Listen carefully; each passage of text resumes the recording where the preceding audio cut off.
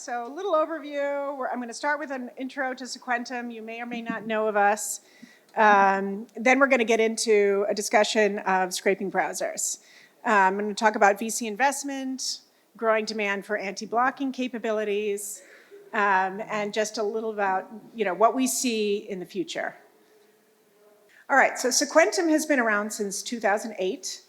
We go to market in several different ways. We have sort of a very core scraping capability. We're on our 4th gen product. We have an on-prem solution. We have data as a service. We have a big team, Center of Excellence in India. And we also provide platform as a service from the cloud. We sell mostly to government agencies, banks, big healthcare companies, insurance. And we also have NGOs and universities, lots of researchers. We have a custom integrated browser in our solution. We have a lot of, very robust anti-blocking capabilities, which, I'll probably talk a little bit about. We really have an unbelievable level of customizability. Our system is point and click, but we also have a powerful scripting engine that allows for customization at any step.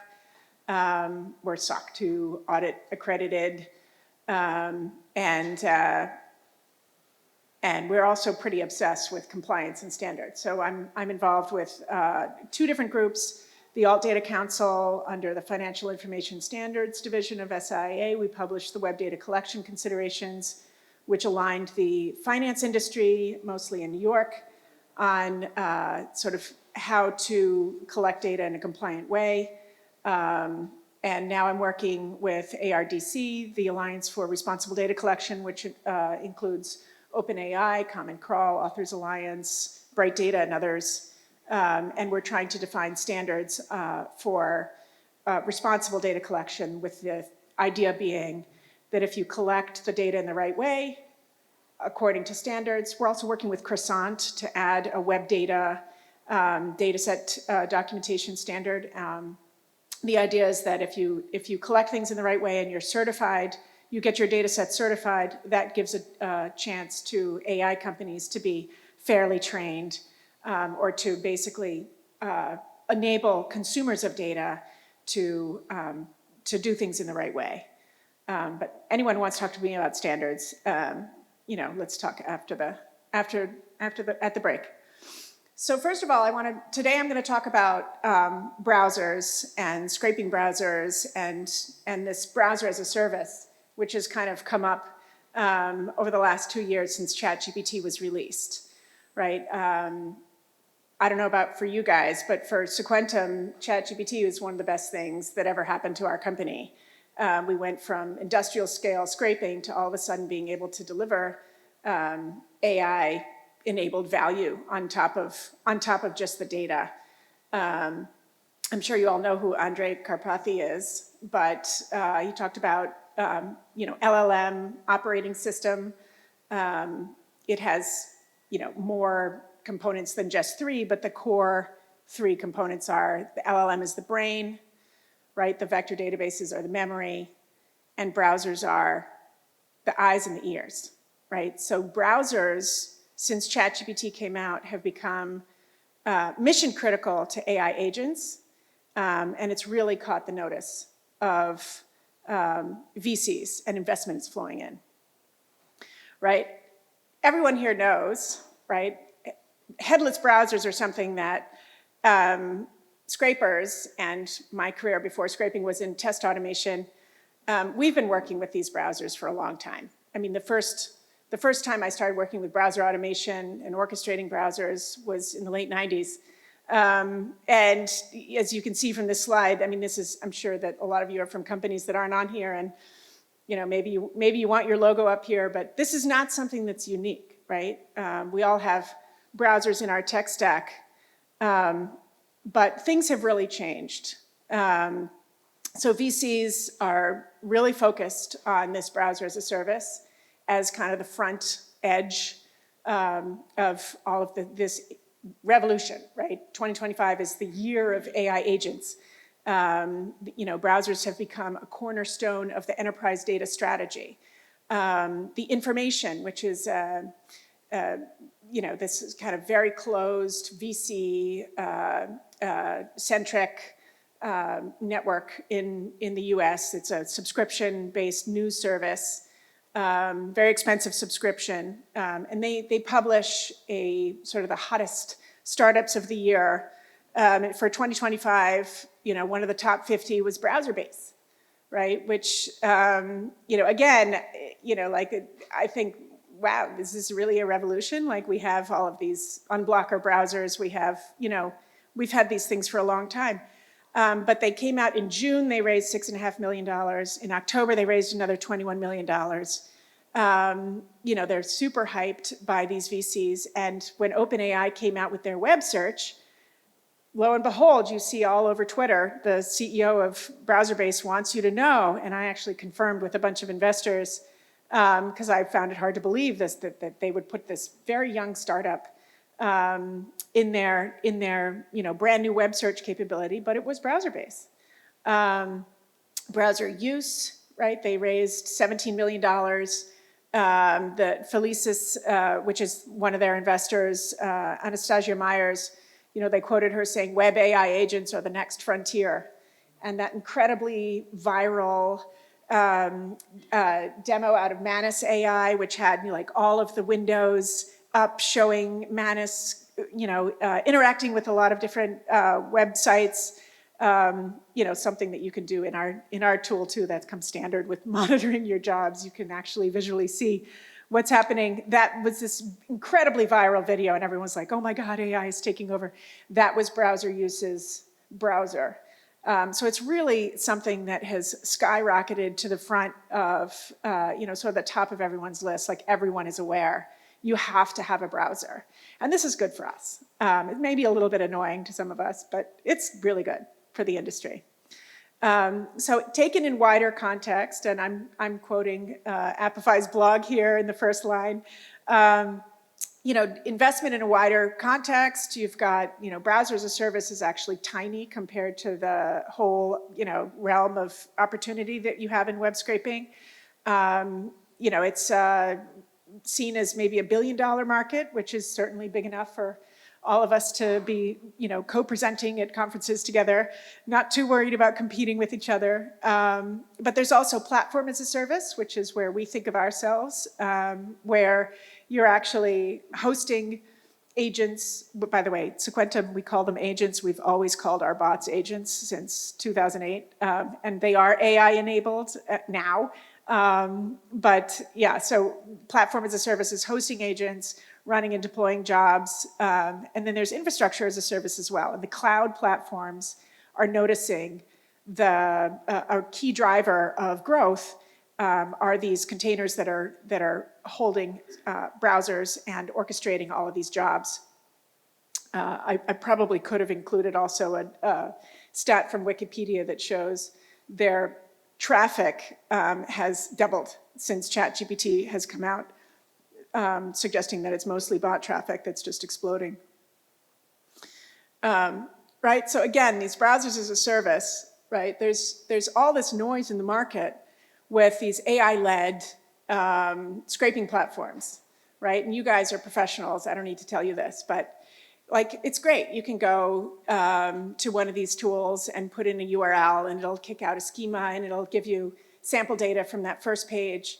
But try to go day in, day out, hourly, and get that structured data from a whole, long list of URLs or inputs or categories or whatever it is, and they don't work, right? Because scraping is at scale is really expensive. And you can't launch a browser every time. It's way too compute intensive, right? So this browser as a service really is exploding the price and the risk, right? Browsers are flaky, just like, bots aside, you're browsing the internet, you have too many tabs open, they crash, right? And this is just the way browsers work. It's very memory intensive and sites are, poorly written and, and not only that, but when you're dealing with browsers as a service, right, you still have to stand up all the expensive stuff. You have to pay for expensive engineers, you have to have your own servers, you have to set up your own proxies, And you have to manage all those proxies and the rotation. You have to, manage all your sessions, do all your job orchestration, of course, your quality monitoring, right? And all the good CI/CD stuff, right? Continuous improvement, continuous deployment. You need to do your version control, and you need to automate all that stuff. There's just all of this work, right? That has nothing to do with just that one last mile of the browser, right? And then, of course, there's like almost 50 lawsuits now in the scraping realm, right? You have to worry about compliance. You have to be doing things in the right way. I spoke about standards earlier. I'm not going to bore you with that, but just having audit trails, right? Clean audit trails. And then, of course, there's the anti-bot defenses, right? This is, hundreds of millions of dollars have gone into bot blocking services, and as long as a human being is accessing that data, then ultimately advanced platforms aren't going to be stopped by bot blocking. But these anti-bot browsers promise to get past all the blocking, right? Well, they'll automate the CAPTCHA, they'll get past all the blocking, you just send it to this one API, and everything's magically going to work. And it doesn't work, right? You try and navigate with OpenAI, using the, whatever their browser capability is, ChatGPT, and you see CAPTCHAs, and you see it can't interact with, whatever the website is. It's failing, it's struggling, because this is complicated. It's incredibly hard to do right, and you guys know that. You're all experts if you're at this conference. I always chuckle with my team when they were being asked about this site or that, and someone's trying to bargain with us on price for a high blocking site, and I say, just check the Bright Data site. Is that a premium API for them? Like, which to me just underscores the point. Like, you can't have one API for every site on the entire internet. Like, it's either going to be incredibly compute intensive to maintain something like that, or it's not a realistic goal. Right, and then I think, when I look at the browser as a service that's coming up as this new hot thing, like we all know the VCs love to invest in these little tiny microservices that take some tiny little portion of the full problem and just focus on that, right? So this is a classic example of them doing that, right? And we all know what happened with the modern data stack, right? Where they invested in some little tiny thing. You'd have one little thing that ingests and does the ETL, another little thing that does the transformation, another little microservice that does the quality monitoring or the structure or whatever it is, the AI enrichment, and then it became unmanageable, right? And there were all these problems with trust.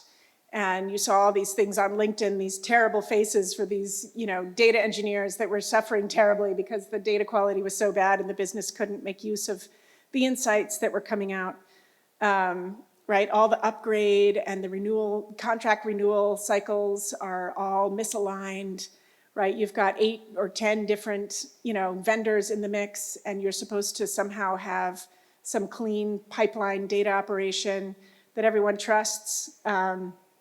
Right? It doesn't add up, right? And now you see this big pushback against the modern data stack at the same time browser as a service is coming out. And same with open source, by the way. We're a closed source system. I've spent a lot of my career working in open source. But I remember it was really hard to get all the libraries to align. This library has this amazing update, but you also need the updates in these other libraries, and those volunteers are not available, and it's really hard to do. But that's sort of my opinion of this browser as a service. I think for very discrete use cases where AI agents are doing something simple and they just need 1 or 2 pages, that's great. But for scraping at scale, I don't think it makes any sense at all. And yet, so in the market, there's tremendous noise. I mean, I literally have customers saying, but why is this so complicated, or why is this so expensive? I can go and get this stuff using an LLM myself. Like, you know, and I'm like, well, you know, so this is like this burden of education, which is new, right, in the sales cycle, where I have to, you know, speak to the fact, you know, I'm like, well, let's go to the site, you know, and put in your URL and just try, you know, and it's like, I assume that the tools are going to get better, and I think companies like you know, Zeit, you know, they've done a really good job of only using, right, the browser, you know, at the right moments, right, to generate code automatically or do, you know, but basically they're falling back to that industrial scale scraping platform and not using AI all the time. Right, so for us, our focus is going to remain the same. Wait, what's happening here? Let me see. I'm not a Mac person. I think you just went back. Okay. All right. So for us, the focus is going to remain the same, right? We're always focusing on simplifying the problem, right? So our platform is point and click, right? We use as many reusable components as possible that are bulletproofed over time. You know, our agents are simple, human-readable text files, which drives communication and breaks down silos across teams, makes it very easy to integrate into CI/CD systems. You don't have to worry about all these disparate components or how they're all versioned separately. It's one platform, everything's completely integrated. Everything's modular. We have templates, we have agent templates, we have command templates. There's customization at every step, not just with the scripting engine, but also with configuring each command.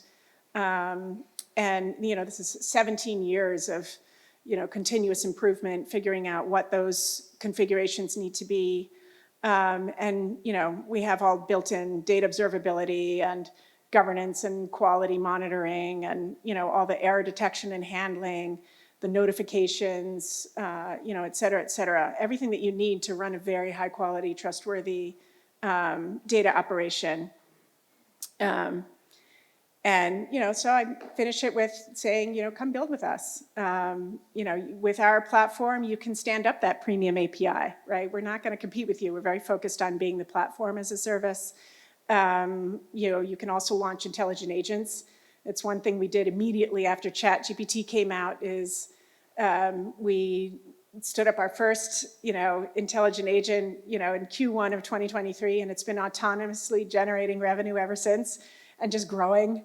You know, it's kind of amazing. You get your AI SDRs that are, you know, reaching out to people who are interested in that specific thing, and it just, you know, it's kind of unbelievable. So if you want just a side hustle, or you know someone who wants to start a core business, this is a really easy way to get started. Just log in, you know, everything is there at your fingertips, you know, in your browser. So with that, does anyone have any questions?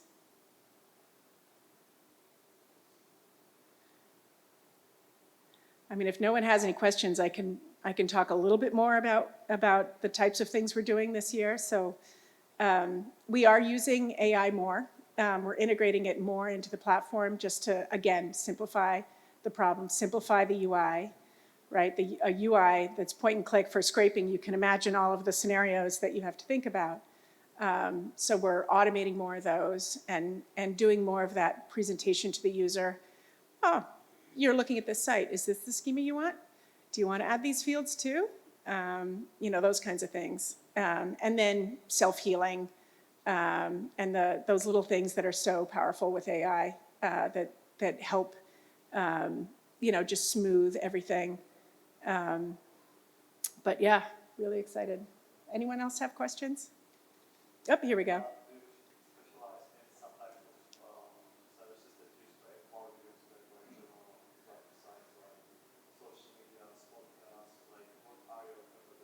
So we can ingest from any data type, whether it's audio, video, images, text, document, database. We've been around for 17 years. We literally are industry and technology agnostic. And we, you know, we really do serve every industry. But thanks for the question.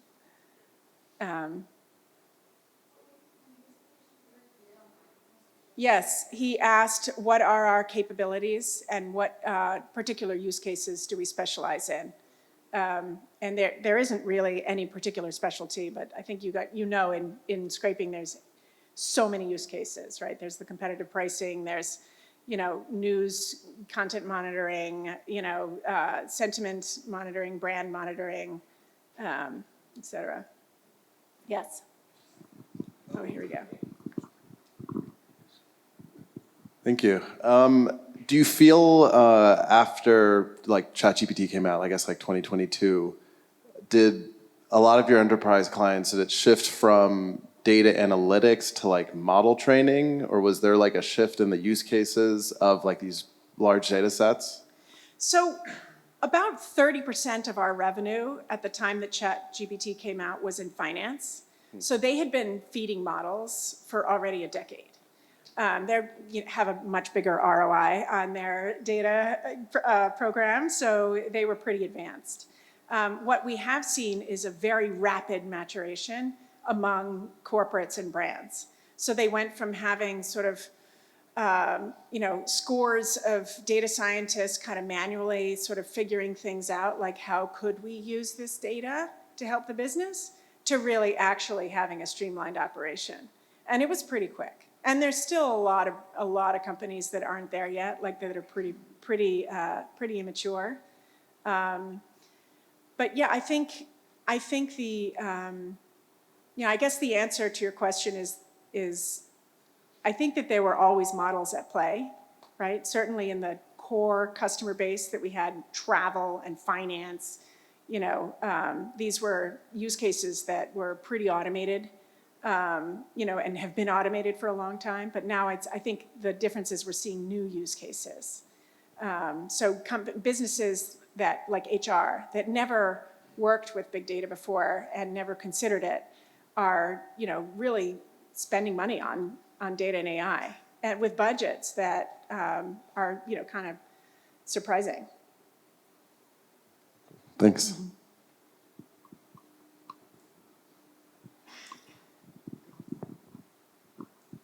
So when you mention finance, what are usually the data used for?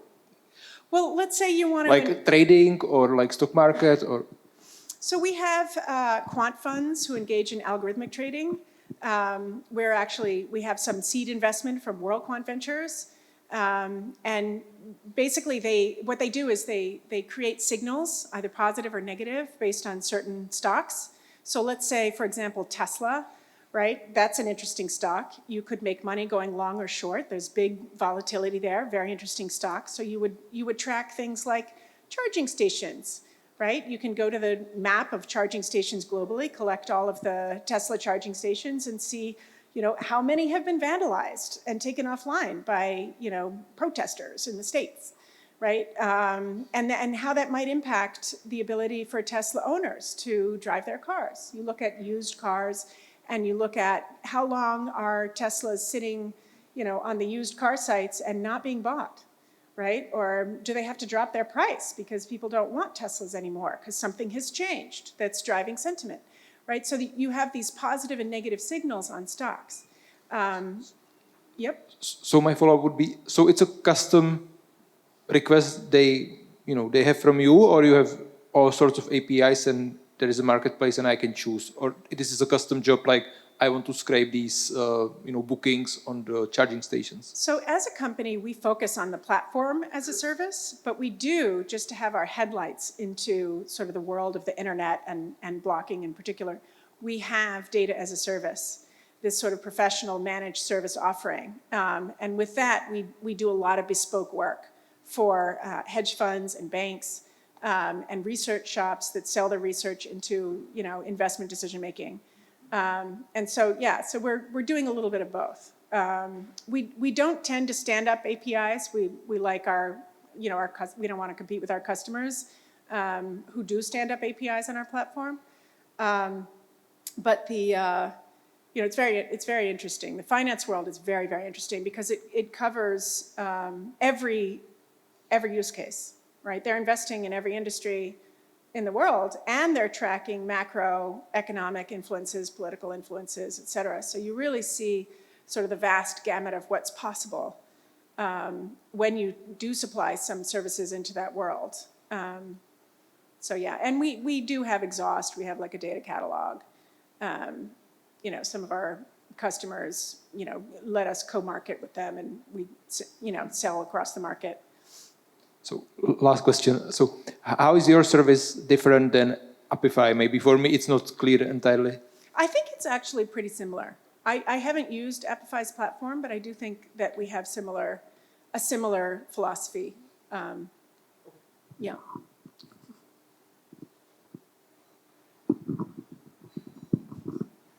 So hello, I'm Tomasz from Camilio. We are focusing on anti-bot bypassing, and I saw also in your presentation that you are trying to lead anti-bot defenses.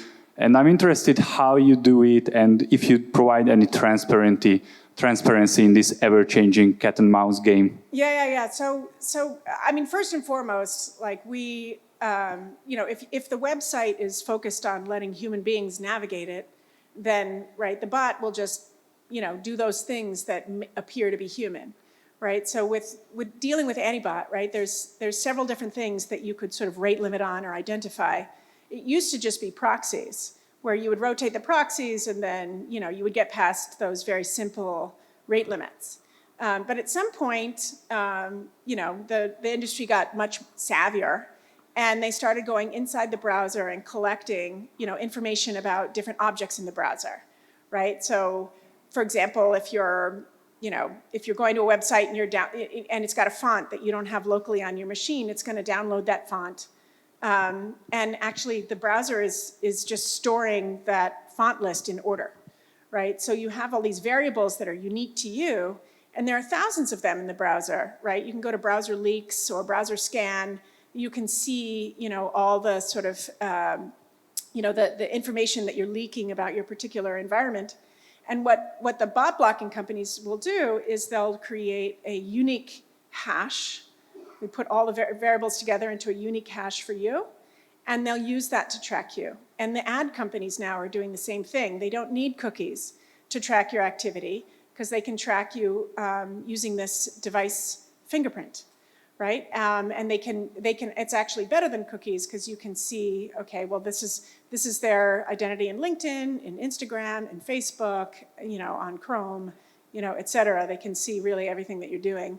And then connect it to your phone. You know, so for our platform, we have a custom browser where we just randomize these things, and we make sure that we're not, you know, being uniquely identified. Where you know, basically different sites have different bot blocking services. Some of them have several. So every site is somewhat different, but you're able to configure, you know, whether you allow Canvas, you know, fingerprinting on this site, or whether you're able to really finely tune, you know, how the agent presents itself to the website. So that you're not, you know, really uniquely identified. And there's mouse movements and normal human activity that's interacting with the web page that also, you know, appears human. And it's funny. I think about, you know, we're so good at, you know, getting past bot blocking. You know, we joke that, you know, someday we'll switch sides. Like I used to be in test automation and I ended up in scraping, right? I'm working in bot blocking defenses, and eventually someday we think we'll go and we'll build the ultimate bot blocking service. But I think one of the key things that is working well now from the bot blocking services point of view is just making it more expensive for the scraper. So for example, Google had a big change recently where they required a JavaScript client for Google search requests and SEO. So all of a sudden, you know, all these companies, they couldn't really afford to orchestrate the browser and launch a browser on every single search request. And it really, you know, sent big waves across the industry. A platform like ours isn't really affected by that because you know, we've been orchestrating the browser for, you know, 15 years at this point, and we've optimized that activity. It's definitely more expensive, but it doesn't really slow us down too much. But yeah, I think if you can find ways to make it more expensive, Cloudflare is doing this thing against crawlers where they use AI to auto-generate all this random text. So as it's sort of crawling the website, they're generating all this random data that no human would ever read. But it just endlessly runs up, resource consumption. So that's, I think a good strategy right now. Hello, congratulations on the launch of your public cloud. So I have a question. I don't know if there's really an answer. I don't think there is. But I've been in the industry for 12 years, so I've seen how it has been evolving.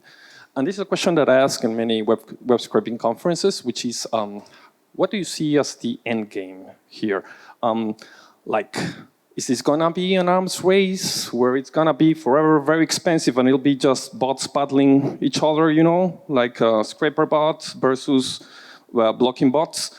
Or is it gonna be more like eventually data will become really a commodity where it's not, we just assume that everyone will have the data and the important thing is what you do with it? Are you shuffling some hypotheses internally? Do you have any thoughts about this? I actually think that, and I'm sorry for the bot blocking services. I think we've had a nice run of it. I think that websites are going to be more interested in having bots on their sites. A lot of so that the focus has shifted. I think the majority of traffic now is bots, and websites, they want their content in Perplexity. They want it in ChatGPT. We're actually, as a company, getting a ton of leads just from the chatbots. Websites are really simplifying the way that they present their data with new structured data standards like JSON LD. Websites are actually making their data more accessible because I think this is the way of the future, right? So AI agents are, that's like the big thing for 2025, and they're expecting, website interaction to really be taken over by these bots.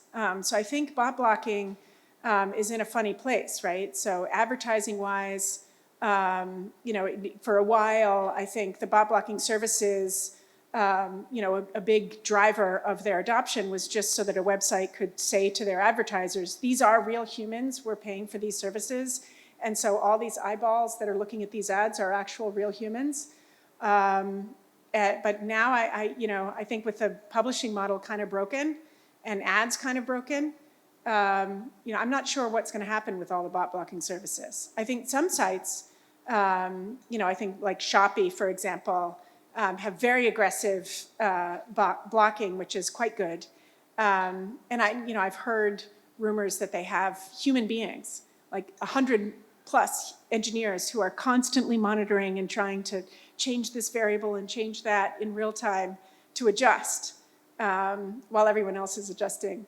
I don't know if that's something that's sustainable. I think that our internet is changing pretty quickly, and I think that we're going to go the direction of AI agent interaction with a lot less blocking. Anyone else? All right. Well, thank you.